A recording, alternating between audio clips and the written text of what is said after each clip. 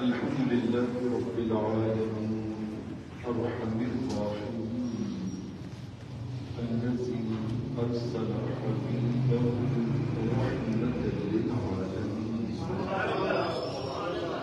والصلاة والسلام على خاتم الأنبياء والمرسلين وعلى آله وأصحابه وآبائه وأزواجه وذكرته وجميع أمته وأهل سنته أجمعين.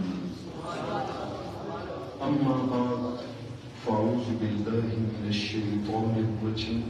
بسم الله الرحمن الرحيم. ولو أنهم إذ ظلموا أنفسهم جاءوك فاستغفروا الله واستغفر لهم الرسول لوجدوا الله توابا رحيما. صدق الله مولانا العظيم. إن الله وملائكته يصلون على النبي يا أيها الذين آمنوا صلوا عليه وسلموا تسليما. الصلاة والسلام عليك يا سيدي يا رسول الله وعلى آلك وأصحابك يا حبيب الله. الصلاة والسلام عليك يا سيدي يا رحمة للعالمين وعلى آلك وأصحابك يا شفيع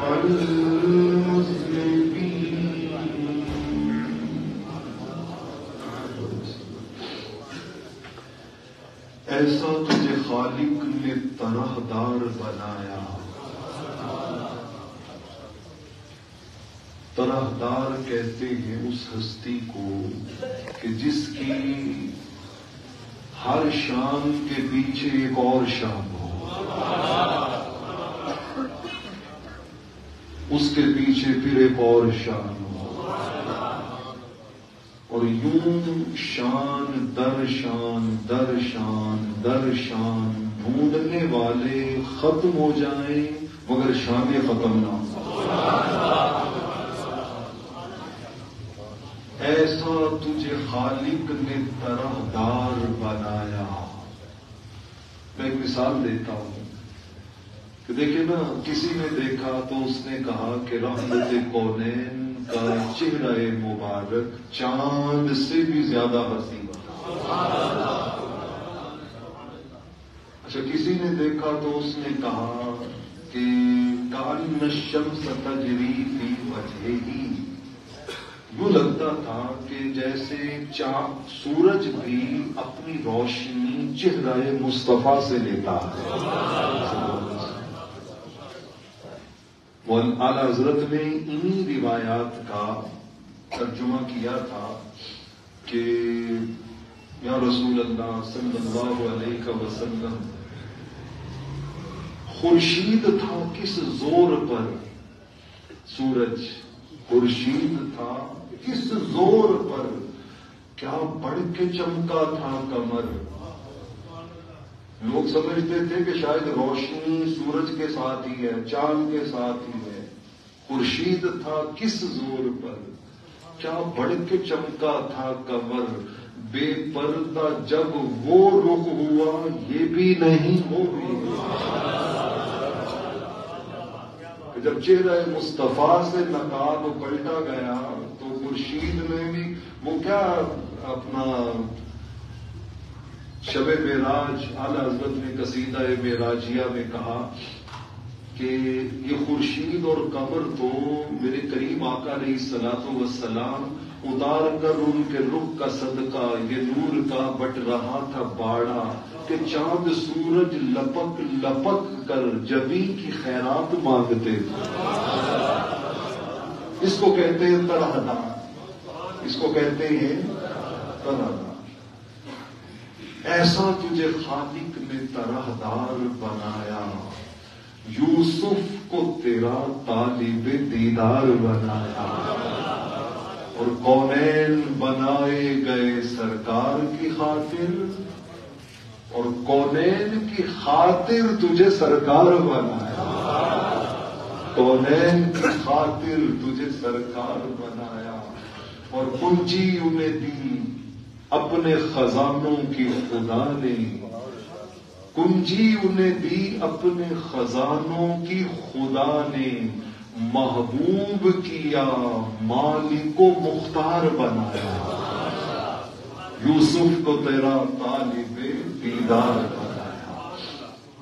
اللہ رب العالمین کا بے حد و حساب شکر ہے جس کی توفیق سے ہم اس کی بارگاہ کرم میں حاضر ہیں. اس بات پروردگار کے لطف و احسان سے آج گزشتہ 2 خطبات جمعہ کا تسلسل میں چاہوں گا کہ ہم ضروری حد تک اس موضوع کو آج سمیٹ لیں. مگر میں یقین جانیے اللہ کے گھر میں بیٹھا ہوا ہوں، یہ موضوع اتنا وسعت والا ہے کہ اسی موضوع پہ میں اگر 100 جمعے بھی پڑھانا چاہوں نا تو پڑھا سکتا ہوں. تو اس میں اتنی وسعت ہے، اتنی وسعت ہے کہ جب اللہ رب العالمین نے کائنات کی ہر شے بنائی کس کے لیے؟ حضور کے لیے، رحمت کونین کے لیے صلی اللہ علیہ وسلم. تو پھر اس کا تو اینڈ ہے ہی کوئی نہیں ہے، اس کا اینڈ کوئی نہیں ہے. اور جب سیدنا آدم علیہ السلام کی توبہ قبول ہوئی نا، مستدرک حاکم میں ہے، تو اللہ رب العالمین نے دعا کیا مانگی؟ دعا مانگی اللہم انی اسألک بحق محمد ان تغفر لی، جس کا معنی بنتا ہے یا الہی رحم فرما مصطفیٰ کے واسطے. تو اللہ نے کہا کیف عرفت محمدا ولم اخلقہ آدم، میں نے تو ابھی اپنے محبوب کو دنیا میں پیدا ہی نہیں کیا، تم پہلے انسان ہو تو تم ان کو کیسے جانتے ہو؟ تو انہوں نے کہا یا اللہ لما خلقت بی یدیک ونفخت فی من روحک فرفعت راسی فرأیت علی قوائم العرش مکتوبا لا الہ الا اللہ محمد رسول اللہ. مولا جب تو نے مجھے پیدا کیا تھا تو میں نے سر اٹھا کے تیرے عرش کو دیکھا تو عرش کے ستونوں پہ ایک طرف نام خدا لکھا تھا، دوسری طرف نام مصطفیٰ. تو میں جان گیا کہ انہ احب الخلق الیک، کہ کائنات میں تجھے ان سے زیادہ پیارا کوئی نہیں ہے. اچھا یہ عاشق ہی اس بات کو سمجھے گا کہ جب محبوب کی اس طرح بات کی جائے نا تو عاشق کی بے چینی اور بے قراری کیا ہوتی ہے، بلا تشبیہ و بلا مثال، جو رب کے شایان شان ہے. جب حضرت آدم علیہ السلام نے کہا نا کہ مولا میں جان گیا کہ تجھے کائنات میں ان سے زیادہ محبوب کوئی، اللہ نے فوراً کہا صدقتا ہوا کما قلتا، اے آدم تو نے سچ کہا ہے، جیسے کہہ رہے ہو ویسے ہی ہے، ویسے ہی ہے.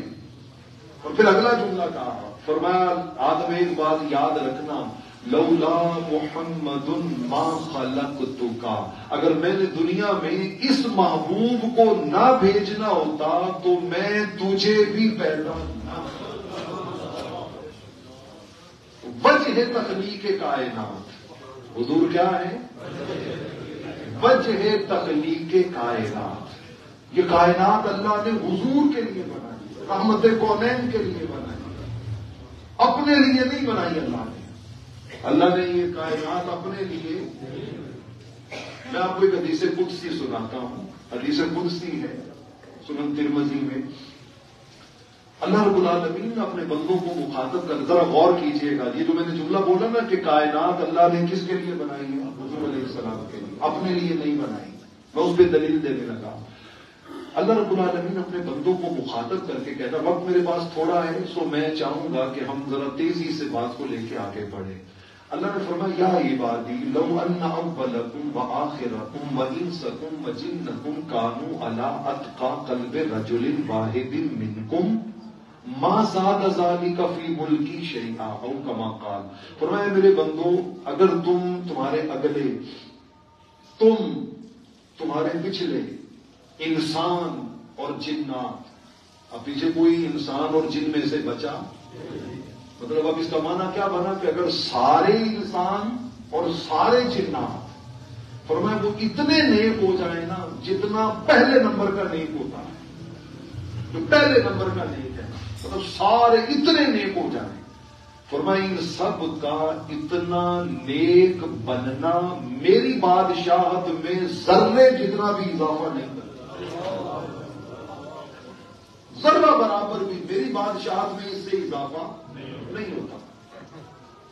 اب اس کے برعکس اگلا جملہ بولا، فرمایا یا عبادی لو ان اولکم وآخرکم۔ آپ کو پتہ چلے گا مقام مصطفیٰ کیا ہے، مقام مصطفیٰ کیا ہے، اور جس کو سمجھ آئے اس کے سینے میں تو ٹھنڈ پڑتی ہے، ٹھنڈ پڑتی ہے۔ تینو شہد گلاب تے کھنڈ آکھا نہیں، تینو سینے دی میں ٹھنڈ آکھا۔ ہمارے سینے میں تو ان کے نامی اس میں گرامی سے ٹھنڈ پڑتی ہے۔ اب اس کا دوسرا جملہ سنے، فرمایا یا عبادی لو ان اولکم وآخرکم وانسکم، میں عربی چلے چھوڑتا ہوں، ترجمہ عرض کرتا ہوں۔ فرمایا اگر سارے انسان، سارے جنات اللہ کے اتنے نافرمان، اتنے باغی، اتنے سرکش بن جائیں جتنا پہلے نمبر کا باغی ہے، پہلے نمبر کا نافرمان ہے، تو فرمایا ان سب کا اتنا بڑا باغی بننا ما نقص ذالک من ملکی شیئا، یہ میری بادشاہت میں ذرے جتنے بھی کمی نہیں کرتا۔ میری بادشاہت کسی کے نیک بننے سے بڑھتی نہیں اور کسی کے باغی و نافرمان بننے سے گھٹتی نہیں۔ تو یا اللہ جب ہماری عبادتوں سے، ہماری ریاضتوں سے، ہماری محنتوں سے تجھے فرق نہیں پڑتا تو پھر تو نے ہمیں ان سارے کاموں کے لیے کیوں لگا دیا ہے؟ تو اس کا جواب ایک ہی ہے کہ تمہیں یہ سارے کام اس لیے عطا کیے ہیں کہ شان مجھے اپنی بڑھوانی مقصود نہیں ہے، مصطفیٰ کو رحمت کونین بنا کے ان کو تم سے منوانا مقصود ہے۔ ورفعنا، اللہ نے یہ نہیں کہا کہ میں نے اپنا ذکر بلند کیا، وہ کہا نہیں، یہ کائنات اس لیے بنائی ہے کہ اے محبوب ہم نے تیرا ذکر بلند کیا۔ ورفعنا، اچھا میری اس وضاحت کے بعد نا اب آپ کو گھر جا کے پڑھتے رہیے گا، مزہ آئے گا کہ یہ وہ جو اعلی حضرت نے کہا تھا زمین و زمان تمہارے، مکین و مکان تمہارے، اب وہ پوری نعت پڑھیے گا آپ کو لطف آئے گا۔ پیار ہماری یہ ساری کوششیں، کاوشیں، وہ غالباً مولانا حسن رضا رحمت اللہ علیہ انہوں نے کہا تھا فقط اتنا سبب ہے انعقاد بزم معاشر کا، فقط اتنا سبب ہے انعقاد بزم معاشر کا کہ ان کی شان محبوبی دکھائی جانے والی۔ رب قیامت والے دن یہ نہیں بتائے گا کہ لوگوں میری شان کیا ہے، وہ کہے گا نہیں تکو میرے مصطفیٰ کی شان۔ آدم علیہ السلام سے شروع کروائے گا، صحیح بخاری ہے، صحیح بخاری، حدیث شفاعت، بخاری، مسلم، ترمذی، ابو داؤد، نسائی، ابن ماجہ سے چلتے چلتے کنز العمال تک حدیث کی ساری کتابوں کو اٹھا لیں، سب میں یہ حدیث پاک موجود ہے۔ آدم علیہ السلام سے شروع کروائے گا اور گھماتے گھماتے گھماتے گھماتے گھماتے لائے گا دہلیز مصطفیٰ پر۔ کیا سمجھانے کے لیے کہ تمہیں دنیا میں بتایا تھا وَلَوْ أَنَّهُمْ إِذْ ظَلَمُوا أَنفُسَهُمْ جَاءُوكَ، یہاں آنا ہے، خوش نصیب آ گئے، بد نصیب نہیں آئے، مگر آج میں تمہیں دکھانا چاہتا ہوں کہ آج بننی اسی کی ہے جو سب کچھ چھوڑ کے دہلیز جاؤکا کا سب سے بڑا منظر کس دن دیکھنے کو ملے گا؟ میدان معاشر میں۔ اللہ رب العالمین نے یہ کائنات اپنے محبوب کے لیے بنائی ہے. وہ کہتا ہے توبہ چاہیے جاؤں کا، رحمت چاہیے جاؤں کا، میری رضا چاہیے جاؤں کا، علم چاہیے جاؤں کا، تقوی چاہیے جاؤں کا، طہارت چاہیے جاؤں کا. اس دہلیز پہ آ جاؤ. چونکہ اس دہلیز میں آپ کو نا ایک قرآن مجید کی آیت اسی مضمون پہ سناتا ہوں. سورہ بنی اسرائیل ہے، آیت نمبر 20 ہے، آیت نمبر 20. اس پہ ذرا غور کیجئے تھوڑی دیر کے لیے. فرمایا کُلًا نُمِدُّ ہَؤُلَاءِ وَہَؤُلَاءِ مِنْ عَطَاءِ رَبِّكَ. فرمایا ہر ایک کی مدد ہم کرتے ہیں. اللہ فرما رہے ہیں ہر ایک کی مدد، ایچ اینڈ ایوری ون، ہر ایک کی مدد ہم کرتے ہیں. ان کی مدد بھی ہم کرتے ہیں، ان کی مدد بھی ہم کرتے ہیں. دو لفظ استعمال کیے، ہاؤلا و ہاؤلا. ان کی مدد بھی ہم کرتے ہیں، ان کی مدد بھی ہم کرتے ہیں. یہ ان کی اور ان کی، اس سے کیا مراد ہے؟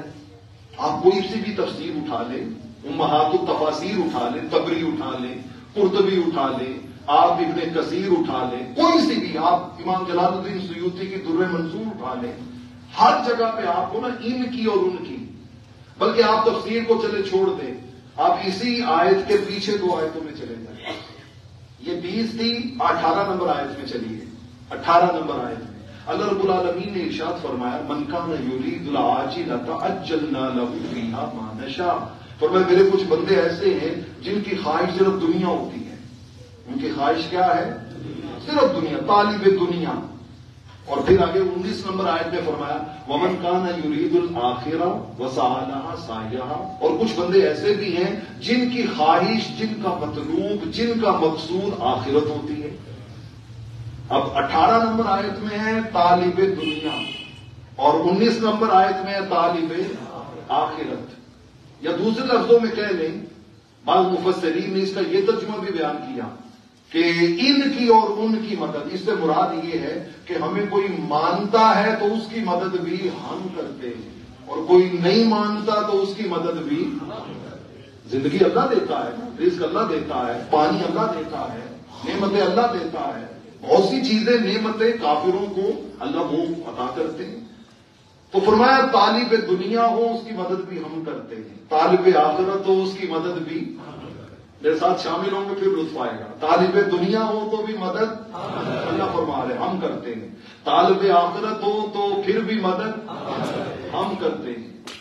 مومنین ہو تب بھی مدد، کافرین ہو تب بھی مدد. میں اس کو ذرا شارٹ کر لیتا ہوں. ابو بکر کی مدد بھی، ابو جہل کی مدد بھی ہم کرتے ہیں.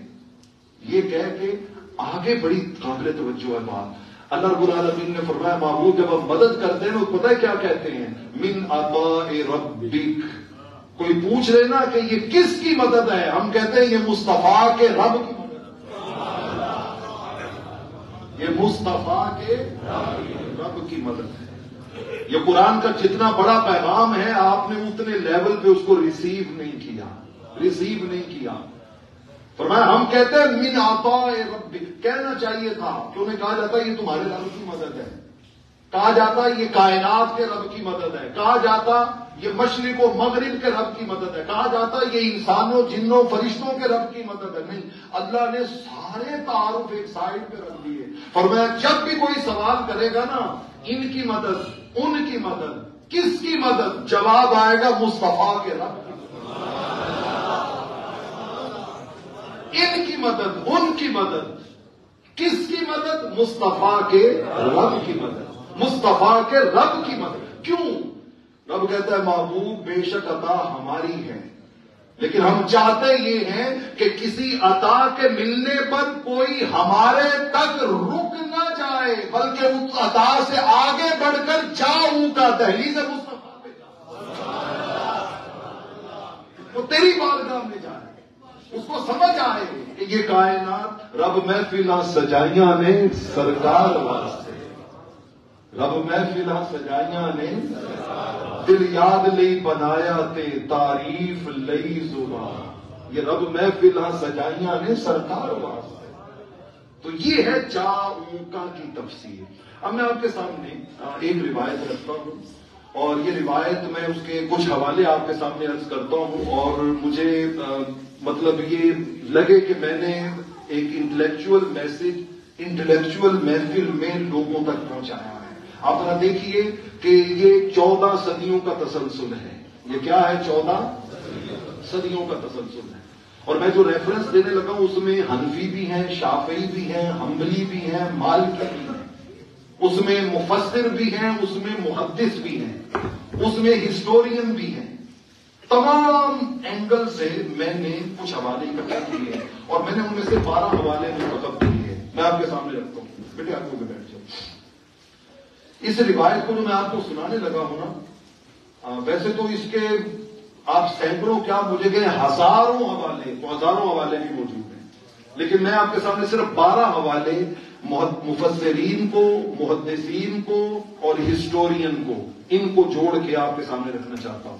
مثلا یہ روایت جو میں آپ کو سنانے لگا ہوں، یہ امام ابن عساکر موجم ابن عساکر میں لائے ہیں، امام ابن کثیر تفسیر ابن کثیر میں لائے ہیں، امام جلال الدین سیوطی در منصور میں لائے ہیں، امام ابو حیان البحر المحیط میں لائے ہیں، یہی روایت امام نصفی مدارک التنزیل میں لائے ہیں۔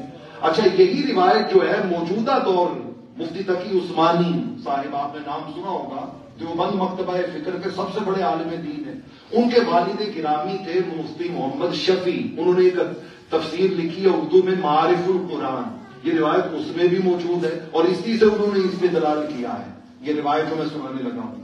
اچھا، حدیث میں چلے جائیں نا تو ایک بہت بڑا نام ہے امام نووی۔ کیا نام ہے؟ امام نووی۔ یہ وہ محدث ہیں جن کی کتاب ہے 40 حضور کی 40 حدیثیں انہوں نے اکٹھی کی، اور اس کتاب کی اتھینٹسٹی کا عالم یہ ہے کہ اہل سنت و جماعت کے ہر مکتبہ فکر کے ہر مدرسے کے نصاب میں یہ کتاب شامل ہے۔ کوئی مکتبہ فکر ہو، کوئی مکتبہ فکر ہو، اور اب ہمیں مکتبہ فکر سے نکل آنا چاہیے۔ آج کی تاریخ میں سرزمین فلسطین پر 11,000 سے بھی زیادہ ہمارے مسلمان بچوں اور بچیوں کی لاشیں تڑپ گئی ہیں، اور آپ یقین جانیے، آپ تو ان ٹچ جو ہوتے ہیں ان کو علم ہوگا، وگرنہ میجورٹی کو تو انہوں نے ویسے ہی، میں نے آپ کو کہا تھا نا کہ انہوں نے اس طرح کا ماحول کریٹ کر دیا ہے کہ ہم دنیا والوں کو وہی دکھائیں گے اور دنیا والے وہی کچھ دیکھیں گے جو ہم دکھانا چاہیں گے، وہی بتائیں گے جو ہم بتانا چاہیں گے، ان کے لیے وہی اویلیبلٹی ہوگی جو ہم ڈیسائیڈ کریں گے۔ ہر چیز ان کے فنگر ٹپس کے اوپر ہے، ان کے کلکس کے اوپر ہے۔ وہ اتنی آگے نکل گئے تو ہمیں تو معلوم ہی نہیں ہے نا۔ یہ بھی جو ان کے سورس آف انفارمیشن سے اب تک کے 11,400 مسلمان بچے اور بچیاں جو ہیں وہ تڑپ تڑپ کے اپنی جانیں دے چکے ہیں، اور جو وہاں پہ ظلم کا پہاڑ اور ظلم کا طوفان بپا ہے وہ جو چل رہا ہے وہاں پہ، تو میں آپ کو بتانا چاہتا ہوں کہ اس میں اب یہ تقسیم ختم ہو گئی ہے کہ ان میں سے اپنا رفع یدین کون کرتا ہے کون نہیں کرتا، ان میں سے اچھی آمین کیڑا آندا ہے تو نیوی کیڑا آندا ہے، سلوار کدی کٹیا اپنا ڈکھنا تو اتنے ہوئے تھے کدی تھلے ہوئے، ان میں سے کون جو ہے وہ کس عقیدے کا، نہ ان کے لیے ایک ہی کہ یہ لا الہ الا اللہ محمد الرسول اللہ پڑھتا ہے تو ہمارا دشمن ہے، یہ ہمارا دشمن ہے۔ ان کے لیے بس ایک ہی پہچان ہے۔ ہم وہ بد نصیب قوم ہیں کہ ہمارا دشمن ہمیں ایک سمجھتا ہے اور ہم آپس میں ایک ہونے کے لیے تیار نہیں، یہ ہماری بدقسمتی ہے۔ اسی فرقہ پرستی کی لعنت نے ہمیں کمزور کر دیا ہے۔ قرآن نے کہا تھا وَاعْتَصِمُوا بِحَبْلِ اللَّهِ جَمِيعًا وَلَا تَفَرَّقُوا، تو میں آپ کو نا سارے حوالے دے رہا ہوں کہ امام نووی، ان کی کتاب دنیا کے ہر مسلک کے ہر مدرسے کے سلیبس میں شامل ہے۔ اچھا، آپ چینل دیکھتے ہوں گے، مکہ معظمہ لائیو آتا ہے سعودیہ سے، مدینہ طیبہ سے حرم مدینہ، حضور کی مسجد نبوی اور روضہ اقدس کی لائیو ٹرانسمیشن آتی ہے۔ آپ اس میں دیکھیں جو مکہ معظمہ سے آ رہی ہوتی ہیں اس کے پیچھے قرآن کی تلاوت ہو رہی ہوتی ہے، اور جو مدینہ طیبہ سے لائیو ٹرانسمیشن آ رہی ہوتی ہے اس کے پیچھے حضور کی احادیث پڑھی جا رہی ہوتی ہے۔ آپ نیٹ سے نکال کے دیکھ لیں، وہ احادیث جو پڑھی جا رہی ہوتی ہیں وہ کسی اور کتاب سے نہیں ہوتی، وہ اسی امام نووی کی 40 سے پڑھی جا رہی ہوتی ہے۔ میں آپ کو بتانا چاہتا ہوں کہ اتنی اتھینٹک پرسنالٹی، انہوں نے یہ روایت ایک نہیں دو نہیں بلکہ 3 کتابوں میں بیان کی ہے۔ کتنی کتابوں میں؟ 3 کتابوں میں۔ ان کی کتاب المجموع اس میں بھی موجود ہے، ان کی کتاب الایذاء اس میں بھی موجود ہے، امام نووی کی تیسری کتاب الاذکار اس میں بھی موجود ہے، پھر امام بہقی اس روایت کو شعب الایمان میں لائے ہیں، پھر اس روایت کو امام قسطلانی جو صحیح بخاری کے اشارے ہیں وہ اپنی کتاب المواہب اللدنیہ میں لائے۔ میں نے بے شمار آپ کو حوالے دے دیے 14 صدیوں کے ائمہ حدیث اور ائمہ تفسیر کے۔ روایت سنیے، روایت کیا ہے؟ یہ واقعہ ہے حضور علیہ الصلوۃ والسلام کے وصال کے کم و بیش 200 سال بعد کا۔ کتنا عرصہ بعد؟ میں آپ کو جاؤکا کی تفسیر سنانے لگا ہوں، تقریباً 200 سال بعد کا۔ اس دور کے ایک بہت بڑے امام محمد بن عبید اللہ العتبی، وہ کہتے ہیں کہ میں رحمت کونین کے روضہ اطہر پر آپ کی قبر انور کے پاس بیٹھا ہوا تھا، اچانک نہ ایک دیہاتی سادہ سا بدو آرابی وہ آ گیا اور آ کے نظاروں قطار رو رہا ہے، تڑپ رہا ہے، عجیب حالت ہے اس کے آنسو رک نہیں رہے، اور جب وہ رو رو کے ہلکان ہو گیا نا تو پھر اس نے آواز نکالی، اس نے کہا یا رسول اللہ صلی اللہ علیہ وسلم، میں بڑا گناہ گار ہوں، بہت سخت نافرمان ہوں، میں نے بڑے گناہ کیے ہیں آقا جی، لیکن میں نے قرآن مجید میں جب سورہ النساء کی آیت نمبر 64 پڑھی تھی نا، وَلَوْ أَنَّهُمْ إِذْ ظَلَمُوا أَنفُسَهُمْ جَاءُوكَ فَاسْتَغْفَرُوا اللَّهَ وَاسْتَغْفَرَ لَهُمُ الرَّسُولُ لَوَجَدُوا اللَّهَ تَوَّابًا رَحِيمًا، تو میرے دل میں بڑی امید پیدا ہو گئی تھی کہ میں جاؤں گا مسلمان جو جن کا کلمہ پڑا ہے ان سے جا کے سفارش کرواؤں گا اور انشاءاللہ میرا تو رب توبہ قبول بھی کر لے گا اور رحمت بھی کر دے گا۔ لیکن جب میں مدینہ طیبہ میں پہنچا تو مجھے پتا چلا کہ آپ کو تو دنیا سے گئے 200 سال بھی میں اب آپ سے کیسے سفارش کراؤں، میں آپ سے کس طرح اپنی شفاعت کی ریکویسٹ پیش کروں، آپ تو دنیا سے پردہ فرما گئے ہیں۔ چلیں کوئی بات نہیں آقا جی، یہ میرا مقدر، یہ میرا نصیب، یہ میری قسمت، لیکن میں آپ کی نعت کے 2 شعر لکھ کے آیا تھا، حضور وہ تو سن لے گا، آقا جی وہ تو سن لے گا۔ اور میں قربان جاؤں اس سادہ سے گاؤں سے آنے والے دیہاتی کے پیار محبت اور عشق کے کمال پر کہ اس نے وہ جو 2 شعر حضور کو آج سے کم و بیش 1300 سال پہلے سنائے تھے نا، 1200 سے لے کے 1300، آج کیا ہے 1445 ہجری، اور یہ واقعہ ہے کم و بیش 210 ہجری کا، 210 ہجری، وہ جو 1300 سال 1200 سال پہلے اس نے شعر سنائے تھے۔ میں قربان جاؤں اس کے عشق کی قبولیت پر، آج بھی آپ جائیں مواجہ عالیہ وہ جو سرکل بنا ہوا ہے، نور کا سرکل، نور کا حالہ، اس کے سامنے آپ کھڑے ہو جائیں، دائیں ایک پلر ہے ایک بائیں پلر ہے، وہ جو 2 نعت کے شعر وہ لکھ کے لایا تھا پلرز پہ، آج بھی اسی کے وہ 2 شعر لکھے، کوئی 2 شعر لکھے ہوئے۔